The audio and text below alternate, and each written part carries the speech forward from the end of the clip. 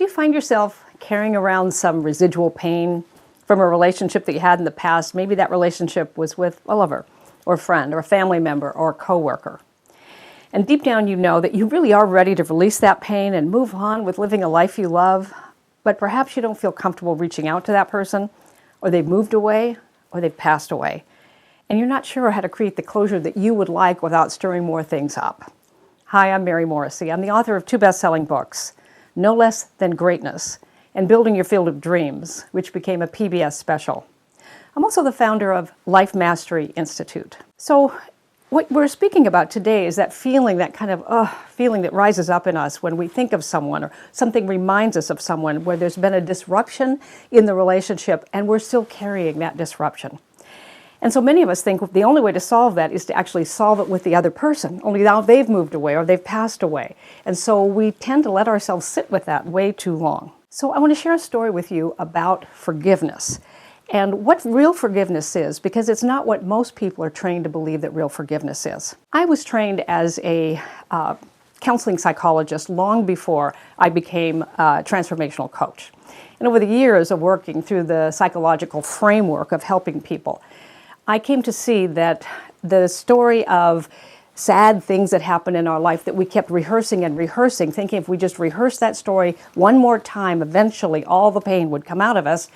And I realized that rehearsing the story just drove the pain in deeper.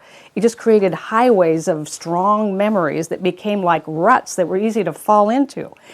And so as I began to really study what real transformation was, I realized that trading one story for a more empowering story was a much more transformational way to heal the person who was carrying the pain. Now, if it's a former lover, it's a family member, it's a coworker, it's somebody you have loved or cared about that's no longer on this plane, the hurt that we carry will stay stuck in us unless we move that energy.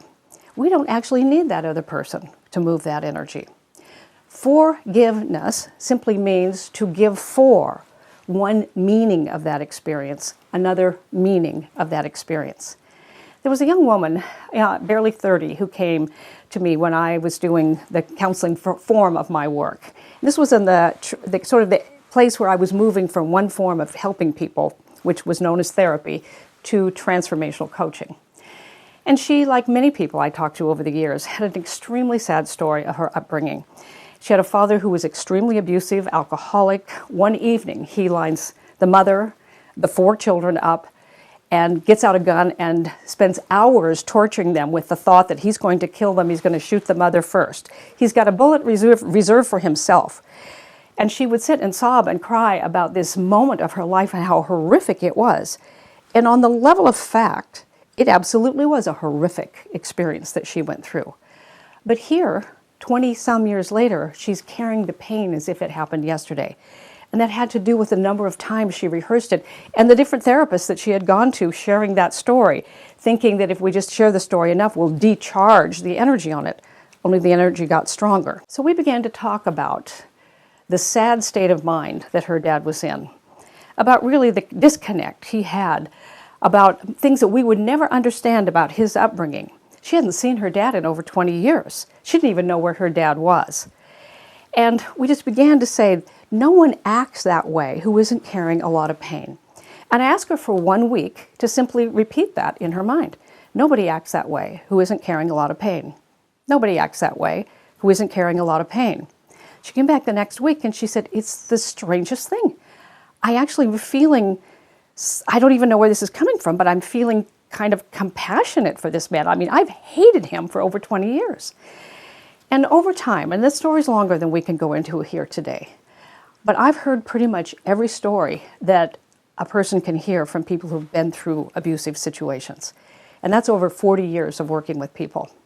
I want to say to you, there's not one thing that could have happened in your life, that the power that's breathing you and you cannot find a way that you're bigger than that experience.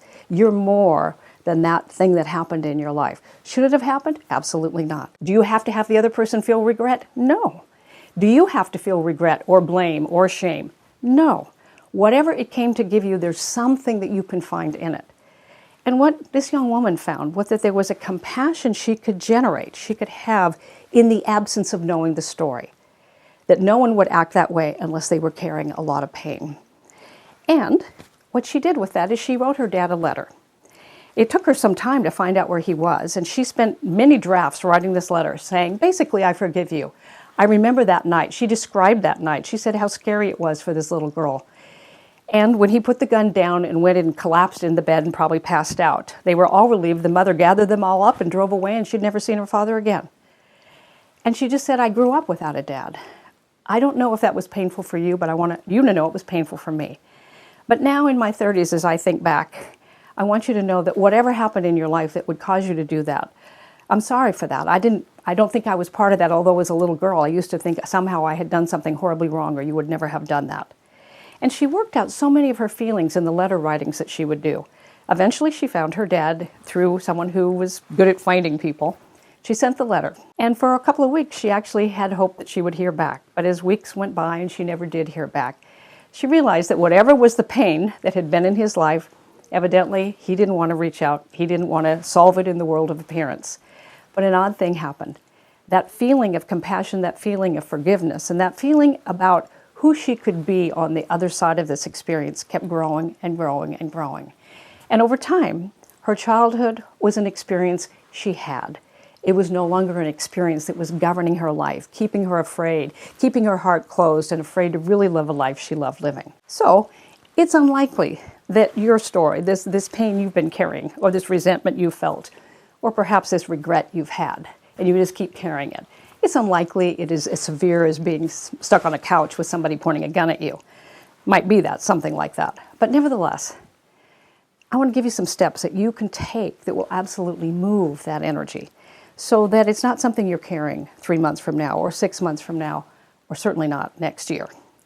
So the first thing you do is you get quiet. Take a deep breath, and then you imagine that you are actually looking down on the experience. You know, perhaps it was a relationship that went well, and then all of a sudden he stopped calling or she stopped calling, and then it was more drift, and then you found out maybe they'd had a relationship with somebody else, and you felt betrayed, and all of these things happened. And every time you think of this person, you have this betrayal feeling. Or fill in the blank. It could be any of, infinite, really, number of things that left you feeling hurt. So if something's gone on in your life that you find yourself, you might be feeling great, and all of a sudden this feeling, and you remember something, or something reminds you, and you go, ugh, and it's still sitting there unsolved. It's still a block of energy. Decide that you're going to move that energy. You don't need anybody else to move that energy. Forgiveness is really not about the other person. Forgiveness is about ourselves. It's an act of self-love. And you just imagine that experience and you say, there's something here I can learn from this. And I refuse to have gone through this experience and not gain the learning. So for the woman that I was coaching, she gained compassion. There's something we can gain from every experience. And then practice this, even though you don't feel it. Wish the other person well.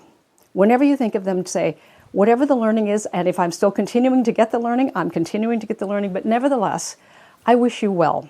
May you be happy. May things work well for you, and may you live in peace. Now, you're going to think those thoughts, but you're not going to feel those feelings yet. But I promise you this. If you just keep saying those words, eventually, though you may never want to see them again, and for some people you can never see them again because they're not here anymore. But when you think of them, you will have gained the learning of that experience, and what's on the sea of your mind and what's on the depths of your own heart will be well-wishing. Because at the end of the day, what we're wishing for somebody else, we're wishing for ourselves. Buddha once said that resentment is like picking up a hot coal, intending to throw it at somebody else. But the person who gets most burned is the person who picked up the hot coal. So if you felt still some heat around some of the experiences of your life, you can decide for at least 7 days, I'm going to wish that person well in my mind. And notice if in fact you don't start feeling different about you. Because that difference about you then becomes the open door to all the things you're dreaming of. I hope you've enjoyed this video. It's made a difference for you. If it has, go ahead and share it. And then in the comment section below, go ahead and leave a comment. I read these comments and they matter to me and they help me make better videos for you. So I hope this has made a difference. And I hope to see you very, very soon.